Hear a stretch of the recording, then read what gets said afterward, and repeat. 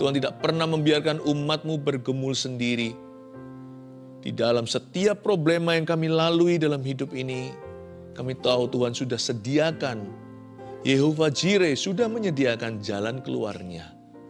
Kami mau tetap beriman kepada Tuhan, tetap percaya. Karena Tuhan tidak pernah gagal dalam kehidupan orang-orang percaya. Sampaikan sabda-Mu, beritakan kabar baik-Mu Tuhan. Pakailah hamba-Mu, sembunyikan di balik salib-Mu. Di dalam nama Yesus Putra Allah, jalan kebenaran dan hidup ini, kami berdoa. Amin. Amin. Tetap optimis ya, sebab tidak ada jalan buntu dalam Yesus Kristus. Hari ini pesan gembala, pesan dari Tuhan adalah tentang jalan keluar permasalahan. Saya beri judul begini, setiap masalah pasti ada solusinya. Betul, judul ini sendiri bisa menjadi rema. Setiap masalah pasti ada solusinya. Buka Mazmur 73 ayat 21 sampai ayat 28 saya bacakan dulu. Ketika hatiku merasa pahit dan buah pinggangku menusuk-nusuk rasanya, aku dungu dan tidak mengerti seperti hewan aku di dekatmu. Tetapi aku tetap di dekatmu. Engkau memegang tangan kananku. Dengan nasihatmu engkau menuntun aku. Dan kemudian engkau mengangkat aku ke dalam kemuliaan. Siapa gerangan ada padaku di sorga selain engkau? Selain engkau tidak ada yang kuingini di bumi. Sekalipun dagingku dan hatiku habis lenyap, gunung batuku dan bagianku tetaplah Allah selama-lamanya. Sebab sesungguhnya siapa yang jauh daripadamu akan binasa. Kau binasakan semua orang yang berzina dengan meninggalkan engkau. Tetapi aku suka dekat pada Allah. Aku menaruh tempat perlindunganku pada Tuhan Allah supaya dapat menceritakan segala pekerjaannya. Kita mulai lagi dengan ayat 21 ya. Di sini Asaf, penulis Mazmur ini adalah Bani Asaf. Ketika hatiku merasa pahit dan buah pinggangku menusuk-nusuk rasanya, aku dungu dan tidak mengerti seperti hewan aku di dekatmu. Masalah itu beraneka ragam jenisnya. Tapi yang pasti masalah itu membuat hidup kita sakit. Kadang-kadang juga terbawa-bawa kita jadi sakit hati sama Tuhan. Kita juga menjadi kecewa dengan kehidupan. Atau kita sakit hati, kepahitan dengan seseorang. Biasanya dalam persoalan itu selalu ada yang dirugikan. Dan jikalau giliran kita yang dirugikan, kita nggak tahan. Hatiku terasa pahit, buah pinggang menusuk-nusuk rasanya. Seperti ditusuk-tusuk begitu. Tetapi juga ada jenis-jenis persoalan yang membuat kita bukan sakit, tapi membuat kita bingung. Loh kenapa ini terjadi? Kenapa diizinkan oleh Tuhan? Aku dungu dan tidak mengerti. Seperti masa depan menjadi suram. Dan segala harapan menjadi buram. Semua yang kita rencanakan menjadi tidak pasti lagi. Tadi saya buka toko udah happy, pandemi. Lalu sekarang harus tutup, baru buka 1 bulan. Atau mungkin bahkan baru buka 1 minggu ya kan. Jadi nggak pasti. Jadi lain kali kita menjadi orang yang takut untuk bermimpi. Percuma gara-gara perkara yang terjadi itu tidak terduga. Kita nggak mau lagi berencana. Aku dungu dan tidak mengerti. Ketidakpastian itu menyakitkan. When our heart, hati kita itu diserang dengan uncertainty atau ketidakpastian, kita merasa kita itu berada di bawah, kita ditembaki musuh dari atas, tapi kita nggak bisa melihat musuhnya, musuh di dalam selimut. Waduh, apalagi kalau kita mengalami pengkhianatan, kita dipermainkan, wah itu sakitnya luar biasa. Aku dungu dan tidak mengerti, seperti hewan aku di dekatmu. Ayat 21 dan 22 tadi itu semua bicara tentang perasaan atau emosi sang hamba Tuhan. Dalam hal ini Asaf, penulis Mazmur ini, penggubah lagu di dalam Alkitab. Dia curahkan hatinya dalam lagu gubahannya. Karena Mazmur itu kan nyanyian. Ayat 21 dan 22 bicara tentang feelingnya. Wah, feeling, nothing more than feeling. Tapi untungnya tidak berhenti di sana. Ayat ini tidak berhenti di ayat 22, masih ada ayat 23. Ayat 23-nya indah. Tetapi, dengan kata tetapi itu, dengan kata lain, dia tidak menganggap ayat 21 dan 22 itu sebagai penghenti. Dengan kata tetapi, Asaf mau berkata kepada kita bahwa ada jalan keluarnya. Masih ada jalan lebih tinggi, kita bisa naik banding ke Tuhan. Jangan izinkan hidupmu dan hatimu, pikiranmu dijajah oleh perasaan. Emosi kita itu tidak selalu tepat.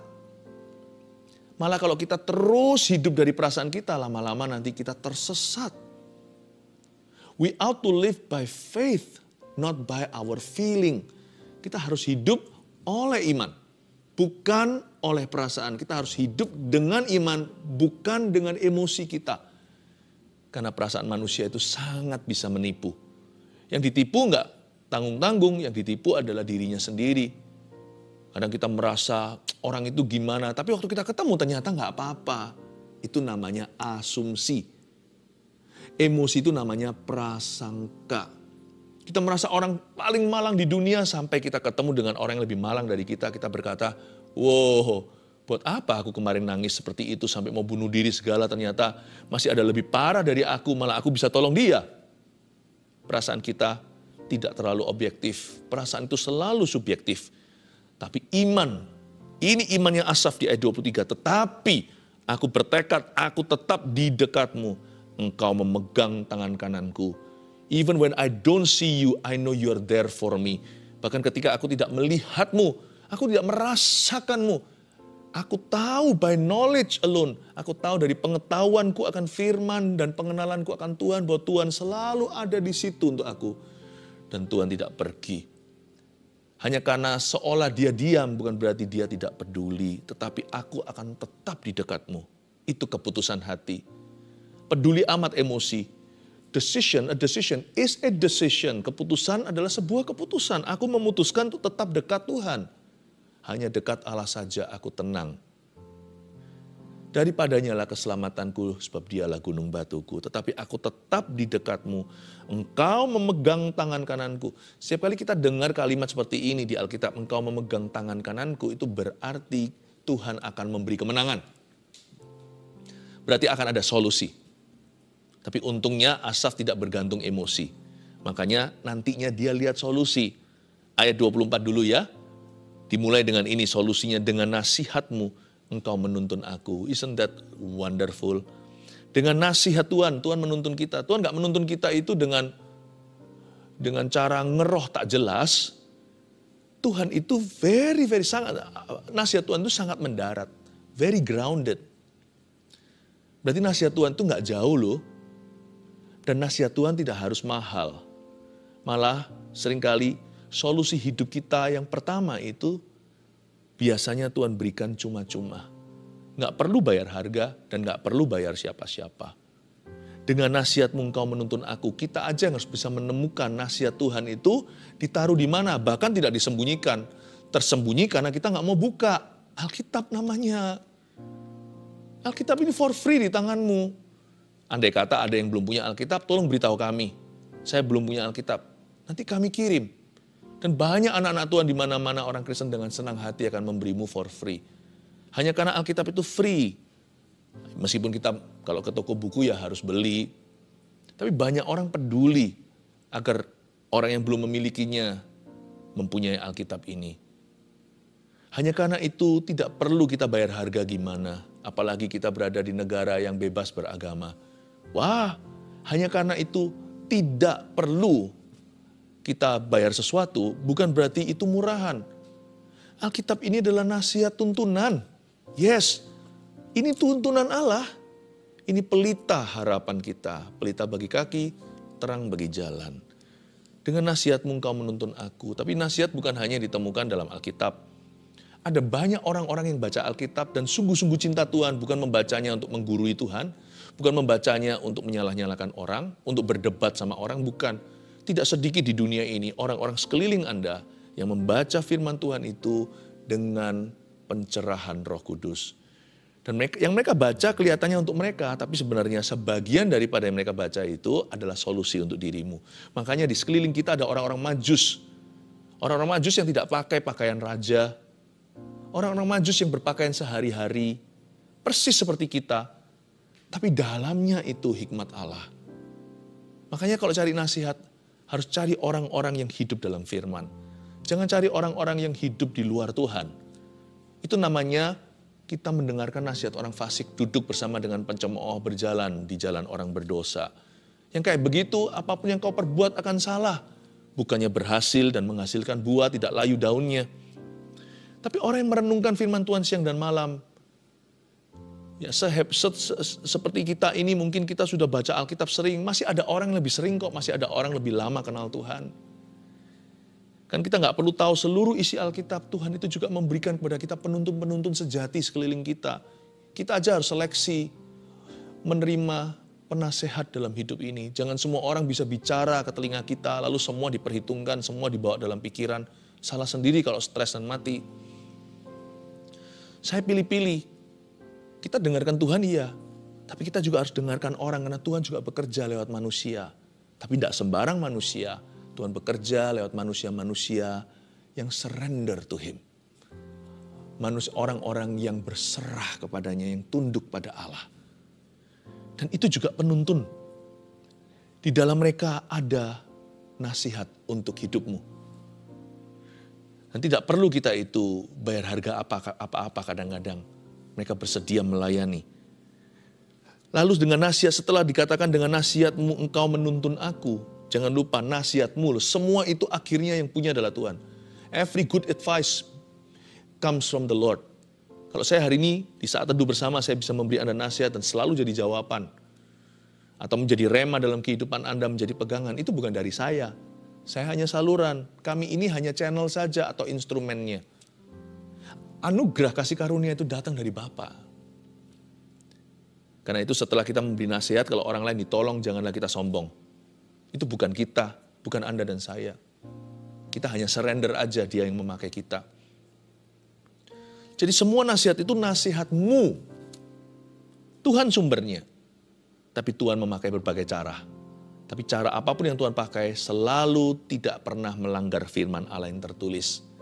Alkitab ini adalah standar tertinggi kita.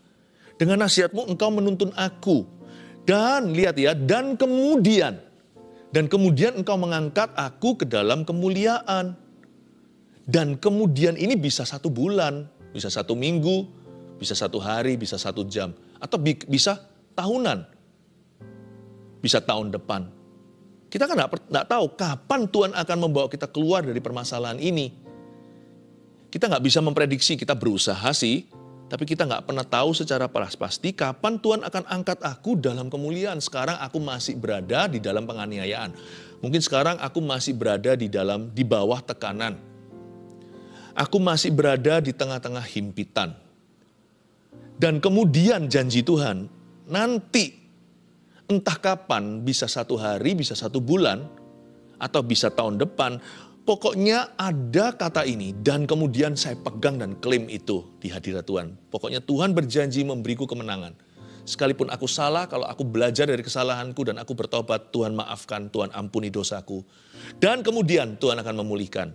Dan kalau ini bukan salahku apalagi, aku sekarang akan bergantung sama Tuhan, segala sesuatu aku akan responi dengan cara Tuhan, bukan dengan cara kedagingan, aku hidup oleh Roh Kudus, terjadilah kehendak Tuhan, bukan oleh kehendakku, aku hidup oleh dagingku.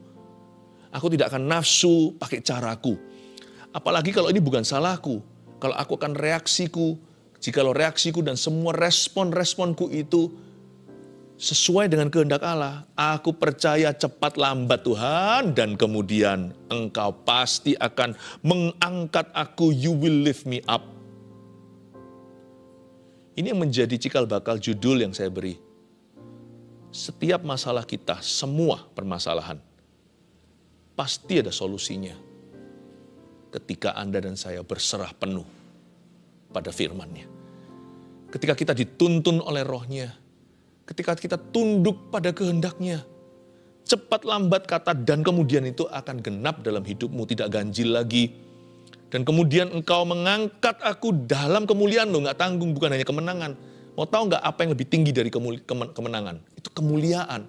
Kalau kemenangan hanya menang doang atau menang saja. Kemuliaan itu bisa jadi kekuatan buat orang. bisa menjadi contoh teladan, bisa menjadi kesaksian hidup. Bukan berhenti sampai dirimu Anda keluar dari masalah dengan gilang gemilang, tapi sampai atau hingga pemakaian Tuhan. Wow, saya nggak mau sekedar menang. Saya mau jadi lebih dari pemenang. Bedanya apa? Menang biasa dengan lebih dari pemenang. Menang biasa namanya pas-pasan. Lebih dari pemenang itu berarti menangnya jauh. Musuh nggak bisa kejar. Itu kalau main sepak bola misalnya itu sudah 7-0. Nah itu bukan menang pas-pasan. Apalagi kalau 12-0. Kalau 2-1, nyaris ya kan. Apalagi kalau nanti tendangan bebas, 0-0 lalu habis itu. Tuhan mau kita menjadi kesaksian. Tuhan mau kita berakhir bisa menolong orang lain. Menginspirasi mereka. Semua dimulai dengan kita harus dengarkan nasihat Tuhan. Dengarkan sungguh-sungguh. Kalau dengarkan firman itu, atau kalau kita mau mendengar suara Roh Kudus itu, kasih waktu. Jangan sisihkan waktu, tapi beri waktu terbaik. Misalnya pagi hari. Misalnya sekarang saat teduh bersama live-nya gini kan, sore pulang kerja. Malam sebelum atau setelah makan. Kita bersama-sama prime time seperti ini, kita sediakan waktu, bukan sisihkan. Karena kita nggak mau hanya dengar nasihat. Kita mau dengarkan nasihat. Pernah pergi ke mall atau pusat perbelanjaan, Anda dengarkan musik, Anda familiar, tahu musik itu. Dia terus nyanyi sebagai background musik. Tapi Anda tidak fokus ke situ. Anda fokus ke toko atau di toko belanja, atau ngobrol-ngobrol sama teman, atau lagi ngafe, atau lagi minum kopi, Anda nggak fokus ke sana. Itu namanya dengar musik. Kalau dengarkan musik itu main, kita perhatikan kuncinya. Lalu setelah itu apa? Kita lihat not-not baloknya, kita lihat melodinya, kita lihat transisinya. Dengarkan itu seperti orang yang membaca musik. Itu lain loh. Jangan sekedar dengar suara Tuhan, sepoi-sepoi basah. Dengarkan dengan sungguh-sungguh hingga hatimu penuh. Itulah cikal bakal kemenanganmu. Keluar dari masalah bukan supaya kita bebas masalah, tapi supaya kita dipakai oleh Allah. Siapa gerangan ada padaku di sorga selain engkau? Selain engkau tidak ada yang kuingini di bumi. Sekalipun dagingku dan hatiku habis lenyap. Gunung batuku dan bagianku tetaplah Allah selama-lamanya. Masalah itu bisa Tuhan pakai. Jangan dikit-dikit bilang masalah ini dari Tuhan karena Tuhan tidak mencobai siapa-siapa. Jangan sesat, malah justru apa yang baik dan sempurna itu datang dari Bapa. Tapi permasalahan itu Tuhan bisa memanfaatkannya untuk kebaikan kita. Karena Tuhan bekerja sama mendatangkan kebaikan dalam segala perkara untuk orang-orang yang dipanggilnya. Salah satu buah yang baik dari masalah yang buruk, masalah seburuk apapun adalah membuat kita semakin bergantung pada Allah. Siapa gerangan ada padaku di sorga selain engkau? Masalah tidak boleh membuat kita jauh dari Tuhan malahan. Masalah seharusnya menjadi batu tumpuan bukan sandungan. Agar kita menumpu pada itu dan menggapai Kristus dan berkata, Lord, only you can help me. Hanya engkau yang bisa menolongku. Only you understand. Hanya engkau yang mengerti diriku. Siapa gerangan ada padaku di sorga selain engkau? Ternyata problema bisa menjadi permulaan an intimacy with God atau keintiman dengan Allah. Hubungan yang intim dengan dekat dengan Tuhan itu, kalau Anda dengarkan kesaksian beberapa orang, ternyata ketika mereka berada di lembah kekelaman. Mereka mengalami keintiman dengan Tuhannya. Dan masalah juga bisa mengedit kita, merevisi kembali selama ini apa yang menjadi prioritas kita ternyata kurang tepat alias salah. Kita terlalu kejar materi, tapi ternyata waktu kita sakit sekali, uang tidak bisa beli, kita akhirnya merombak semua definisi bahagia. Ternyata bahagia itu ujungnya murah. Orang-orang yang ada sekeliling kita itu loh, gak perlu gimana, gak perlu mewah. Ketika kita kehilangan orang yang kita cintai, akhirnya kita mengerti bahwa hidup itu begitu fragile, begitu rapuh. Kita nggak perlu beli sesuatu supaya kita itu merasa puas batinnya. Ternyata yang memuaskan batin kita itu is a who, bukan a what, bukan apa, tetapi siapa. Orang-orang yang Tuhan berikan di dalam kehidupan kita. Coba kalau kita pikirkan, renungkan baik-baik, masalah itu juga bisa bukan hanya mengedit prioritas kita, tapi juga bisa mengubah tujuan kita dari yang salah, dari yang egois menjadi seperti yang Tuhan kehendaki. Selain Kau, tiada yang lain, tiada yang kuingini di bumi. Hanya Kau yang ada padaku di sorga. Indah ya, membuat kita jadi bergantung pada Allah. Saya nggak ngerti, kalau hidup tanpa masalah kita masih bisa setia nggak ya? Aneh ya, banyak orang nggak setia gara-gara masalah. Salah mestinya. Harusnya pakai masalah sebagai kulkas yang pas. Kulkas itu dikasih daging, kasih minuman, kasih apapun juga yang nggak busuk, supaya nggak busuk didinginkan. Malah justru ketika kita masalah, kok busuk hatinya? Salah. Jadikan kulkas yang pas. Kalau kita dalam permasalahan, pakai masalah kita untuk pegang tangan Tuhan. Dan untuk berkata pada Dia, peganglah tanganku Roh Kudus, ku tidak berani jalan sendiri tanpa Engkau. Tapi orang kalau dalam masalah malah berdosa. Nah itulah fatalnya. Coba kalau kita lihat di ayat 27 kan begitu. Sebab sesungguhnya siapa yang jauh daripadamu akan binasa. Kau binasakan semua orang yang berjinah dengan meninggalkan Engkau. Ayat 27 ini bukan asal berjinah, bukan asal meninggalkan Tuhan. Konteksnya tolong perhatikan, tidak keluar dari konteks semula, yaitu hatiku pahit, buah pinggangku menusuk-nusuk, aku dungu, aku nggak mengerti, seperti hewan aku di dekatmu. Pada saat kita lagi begitu, jangan malahan jauh daripada hadirat Allah. Doa itu bukan supaya kita feel good, doa itu juga agar kita itu sedia payung sebelum hujan. Doa itu juga dalam konteksnya Yesus di Getsemani dengan murid-muridnya, kamu doa dulu, doa gitu. Tidak bisakah kamu doa 1 jam? Supaya kamu jangan jatuh dalam pencobaan. Doa itu juga mempersiapkan kita untuk masa-masa sulit di depan atau segala tantangan.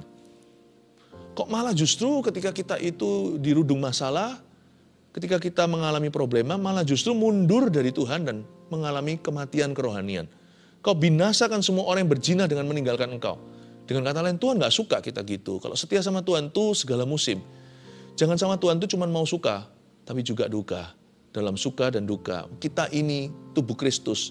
Udah kawin sama Kristus. Kita ini mempelai wanita, Kristus mempelai pria. Udah ada pernikahan anak domba. Ikut Tuhan tuh gak boleh setengah, gak boleh pas-pasan, gak boleh tanggung. Saya gak bisa bayangkan kalau hidup tanpa masalah masih gak kita setia ya. Jadi masalah itu tidak perlu diundang dan terus terang saya juga gak senang. Tapi kalau datang, saya akan berjabat tangan dan berkata, I'm gonna use you. Aku akan memakaimu untuk menggapai Tuhanku. Tuhan itu baik. Saya bisa merasakan waktu saya nyampaikan firman ini, ada kasih Tuhan mengalir dalam kehidupan Anda yang mendengarkan. Tuhan itu baik. Ayat 28, tetapi aku, sekali lagi Asaf menutup Mamsal ini dengan ayat demikian, aku suka dekat pada Allah. Jangan hanya sekedar cinta atau mengasihi Tuhan. Kita harus suka sama Tuhan. Suka sama Tuhan. Ya aku cinta keluarga aku, tapi aku lebih suka untuk hang out dengan teman-teman. Aku sih cinta mengasihi Tuhan, tapi kalau untuk baca Alkitab aku enggak suka. Itu aku baca Alkitab, baca firman itu karena terpaksa. Bukan terpaksa lah, karena disiplin. Tapi hobiku main game. Bolehlah hobi main game asal ada pengendalian diri. Tapi sebenarnya terus terang ya, Alkitab bagi saya juga hobi loh. Saya juga senang sekali, suka membaca ini, suka nyanyi-nyanyi, menyembah Tuhan, daripada karaoke yang gak jelas di luar sana, mendingan saya karaoke di dalam hadirat Allah. Tuhan yang dengarkan, Tuhan gak pernah keberatan. Tapi aku suka dekat pada Allah. Aku menaruh tempat perlindunganku pada Tuhan Allah. Lihat ini, kalau orang itu bisa suka sama Tuhan waktu dia duka, dia juga akan bisa suka sama Tuhan waktu dia suka.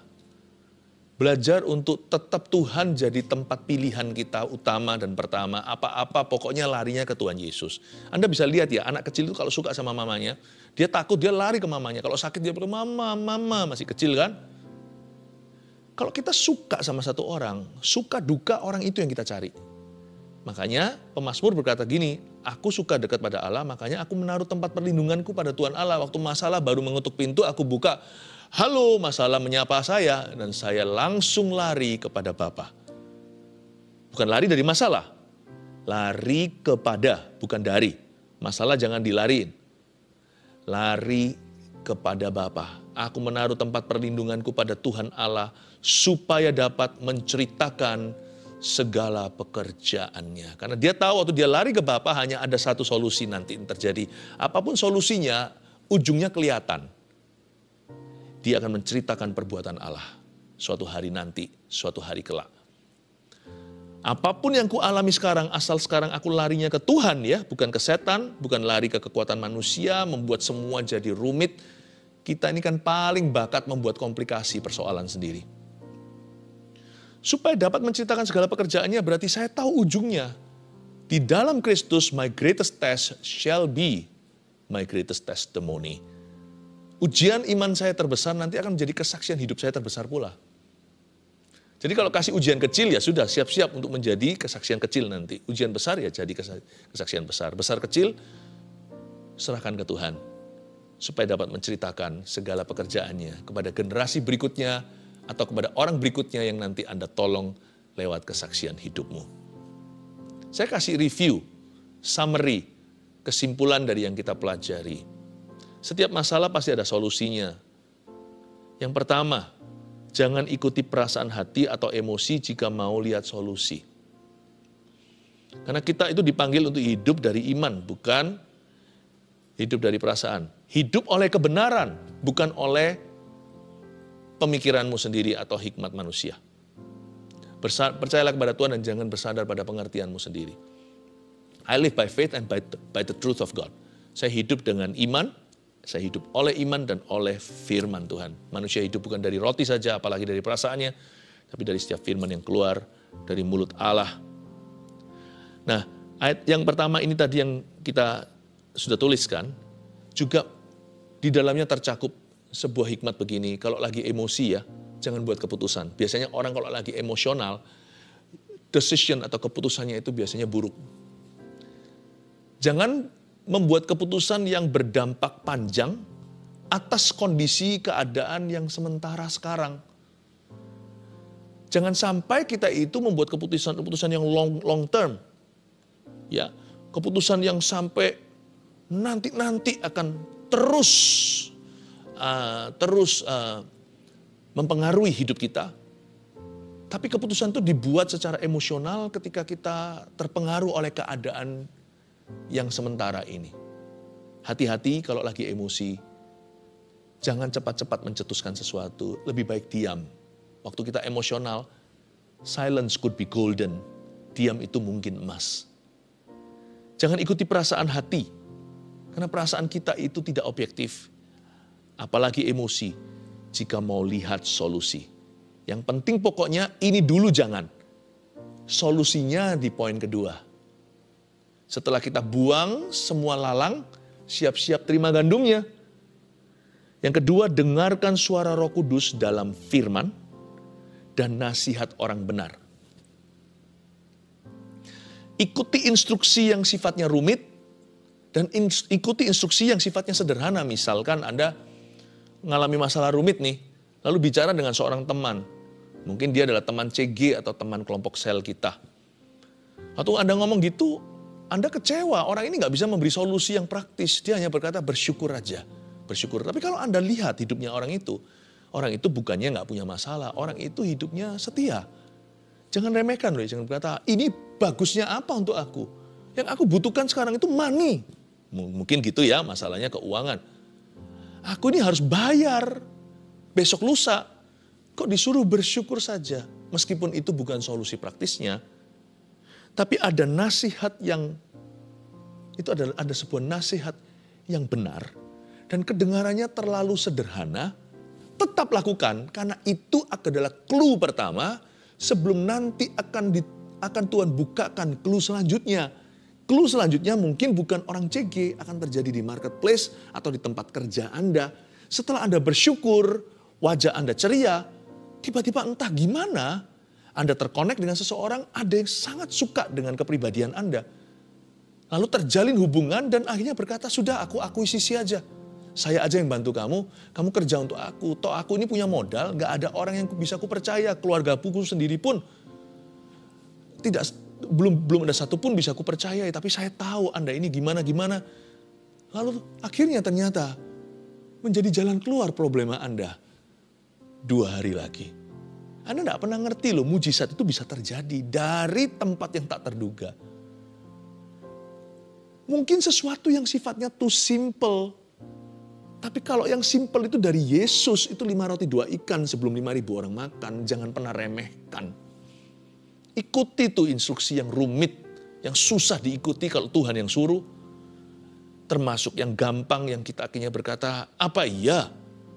Dengarkan suara Roh Kudus yang ditemukan dalam firman Allah, yaitu Alkitab. Dan dengarkan firman Roh Kudus, dengarkan suara Roh Kudus dalam nasihat orang-orang benar dan takut akan Allah. 3.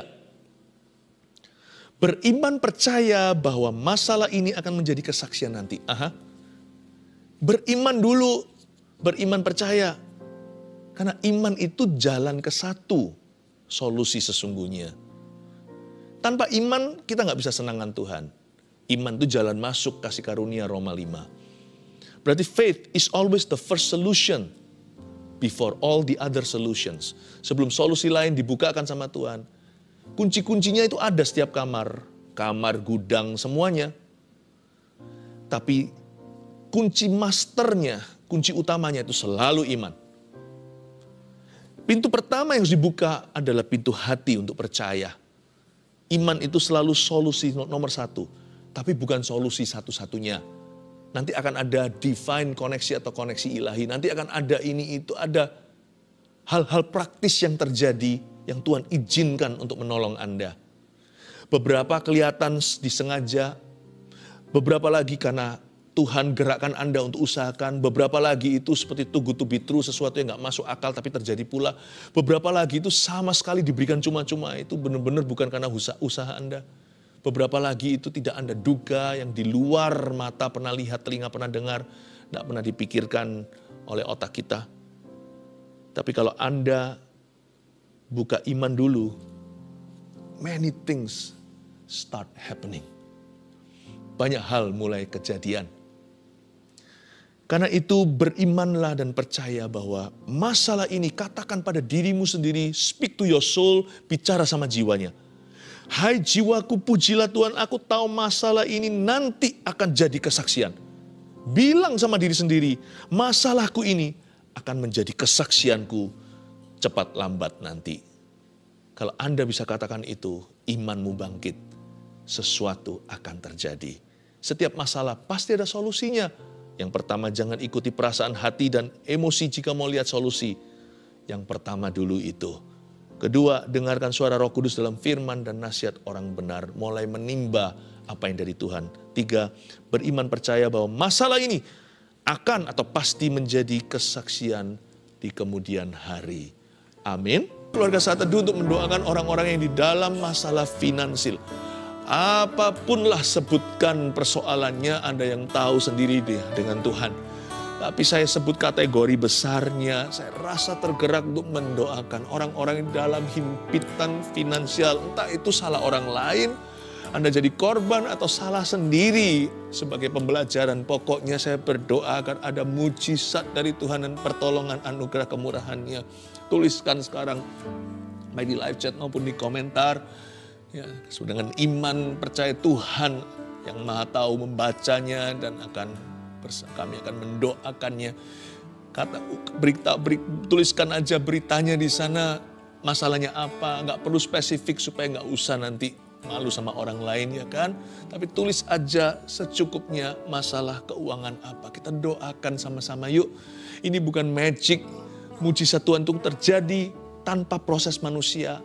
Tapi juga bisa terjadi melalui sebuah proses manusia. Tapi saya tahu Allahku akan menolongmu.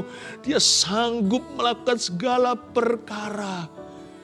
Termasuk di bidang keuangan kita.